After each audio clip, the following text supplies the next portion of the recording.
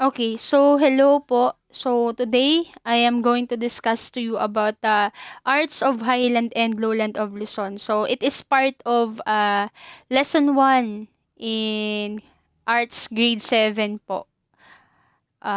Okay, so ano ba yung matatagpuan natin sa arts of Highland and Lowland of Luzon? So as you can see sa picture po, here are some of the examples of the artworks in Luzon. So we have here a basket, but what kind of basket is that? What is made from this basket? Next is we have also bulul. So another question is we have what are the cultural communities found in Luzon? So meron po tayong iba't ibang cultural communities. One is we have the Igorots, live in the mountainous part of the Central Cordillera in northern Luzon. Next is we have the Ibanag, a dominant ethnic group in Cagayan province which are mainly lowland farmers. Next is we have the Ivatan, are the province of Batanes, the northernmost island of our country. The Gadang, which live in Cagayan, Quirino, Central Isabela, and Nueva Vizcaya. So another is we have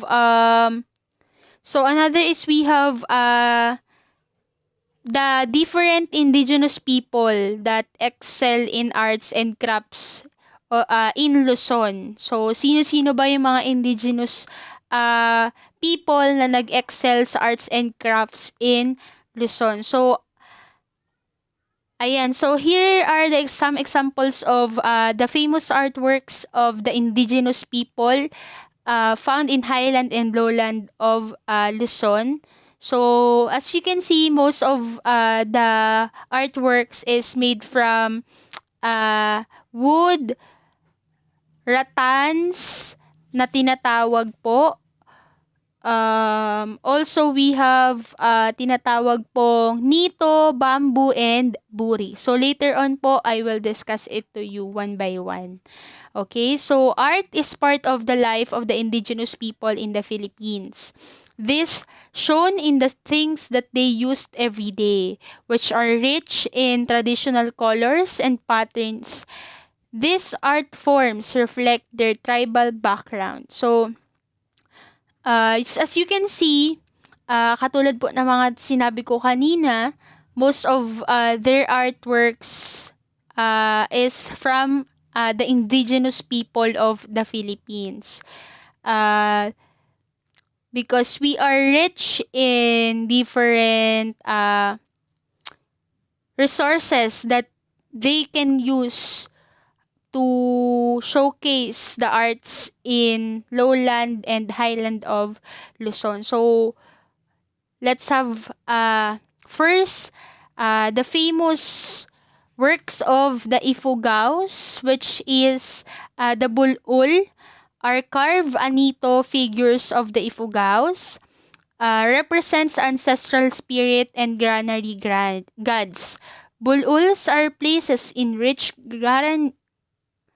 granaries as guardians of the harvest. So, sa Ifugao are also famous for wood carving, also textile weaving and basket weaving. So, example of their wood carving is we have the bulul. So, the Ifugaos are famous for their mastery of wood carving. An example of this is the carving of their deity, which is bulul. So, this deity is important to them because they believe they can have an abundant harvest when this carving is placed near rice granaries. Also, bulul is a stylish sculpture representation of a human figure in wood. It appears in spoons, bowls, grain containers, chili crushers, and walking sticks. It is carved either standing or sitting. The head is large and it is usually given particular emphasis. It is known that the size of a bulul corresponds with the size of the rice fields. Areas with large broad rice fields have large stocky bulul. So these bululs are carved by the old villagers, especially those who are well known to be good carvers. Males in the region start to carve at an early age, developing their woodworking skills through constant exposure to wood works. Another important wood carving of the Ifugaos is the hagabi. So hagabi is an important work or wood carving in the Ifugaos. It is a unique piece of wood carved to become a bench. This hagabi is a sign of riches. Thus, many wealthy Ifugaos own this kind of wood carving. So, let's have textile weaving of the Ifugaos. So, we are done with the wood carving of Ifugaos. Okay, so Ifugaos wave blankets, upper garments, G-strings, handbags, belts, and a lot more. It has been part of their tradition to wave their own family's clothing needs. Okay, so at present, weaving is a good source of income for many Ifugaos. So, for your information, only women can do the actual waving while men make the waving instrument. So, as you can see, the sticks po, yung mga kalalakihan ang gumagawa niyan. But, the waving itself, or the process of waving, is only women can do that. Okay? So, next is we have basket weaving. The Ifugaos produce baskets to serve the needs of the family. They use baskets for storing grains and cook food. So, as you can see in the picture po, here are the examples of the finished product of their basket weaving. So, Ifugaos produce baskets to serve the needs of the family. They use baskets for storing grains and cook food, keeping household utensils, clothes, and personal belongings also. Baskets are also used for catching pests and domesticating animals, as well as for rituals and religious ceremonies. So, the most popular material in basket weaving is rattan. In Kiangan and Lagawe villages, the split rattan tradition is commonly used for household baskets such as the laba or farm bowl, ligaw or winnowing tray, and plated storage jars. Jars. Another commonly used material is the kokolonghoy vine. The natural luster and resilience of this vine produce flexible baskets. The kokolongkoy and rattan material are also used for twinning and decorative twill construction. So, next is we have another example of basket weaving. So, as I've said kanina po, they also use baskets for keeping household utensils, clothes, and personal belongings. The most popular material is the rattan. So, ayan po ang itsura ng rattan na pinapanggawa nila ng basket. Ayan naman po ang kokolongkoy. Ayan. Aside from rattan, we have kokolongkoy. Next, we have here, ayan, example po ng gawa ng Kiangan and Lagawe villages, the split rattan tradition. Split rattan tradition, commonly used for household baskets such as the laba or farm bowl, ligaw, or winnowing tray, and plated storage jars, as I've said earlier. So, next is we have the popular arts and crafts of other Luzon ethnic groups. First is we have the Ivatan. The Ivatans are a Filipino ethno-linguistic group predominant in the islands of Batanes of the Philippines. The origins of the Ivatans remain untraced among scholars. Ivatans also from the northernmost island of the country. So, the place is often visited by typhoons as the island is surrounded with the wide and turbulent seas.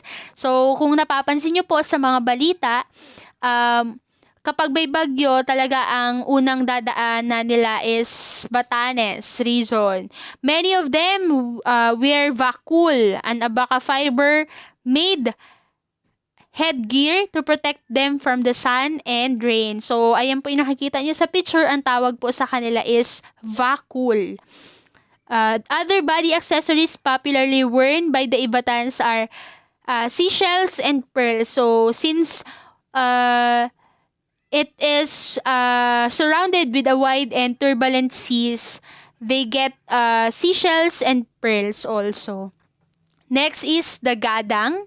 The gadang are people are the linguistically identified ethnic group of related families sharing lengthy residence in the watershed of the Cagayan River. The gadangs also weave their textile using fibers from cotton, pineapple, and abaca. They are fond of colorful necklaces, beadworks, wristbands, and bracelets made of copper. So as you can see in the picture, yan po yung example na mahilig talaga sila magsuot ng mga kwintas, beadworks, etc. During ceremonies, men were loin clothes or tawag po sa kanila is dinega. So, ayan din yung example po nung dinega. Small beaded jacket, cotton and cape or tapit po ang tawag sa kanila. While women were elaborate and decorative western-inspired clothing with beads, shells, buttons, and coins. Next is we have the ibanag. The ibanags is derived from the term ipugo, which means from the hill. According to Ifugao methodology, however, the name Ifugao is derived from ipugo, which refers to the rice grain given to them by their god. Also, Ibanags is a dominant ethnic group in Cagayan province, which are mainly lowland farmers. Many of them are excellent blacksmith. Nowadays, they are still well known in making good bolos. Okay, why is weaving popular among tribal people?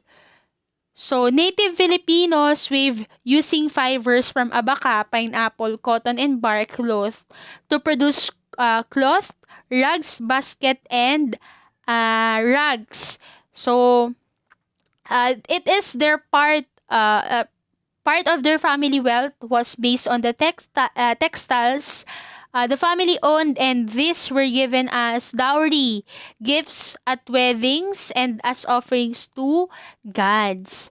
Also, many tribal people were woven hats protection against strong heat of the sun. The farmers from the Bontoc region wear traditional straw hats called salakot. So, yan po ang example ng salakot. Okay, so that ends my presentation or my discussion about the arts of Highland and Lowland of Luzon. Thank you very much, and don't forget to subscribe.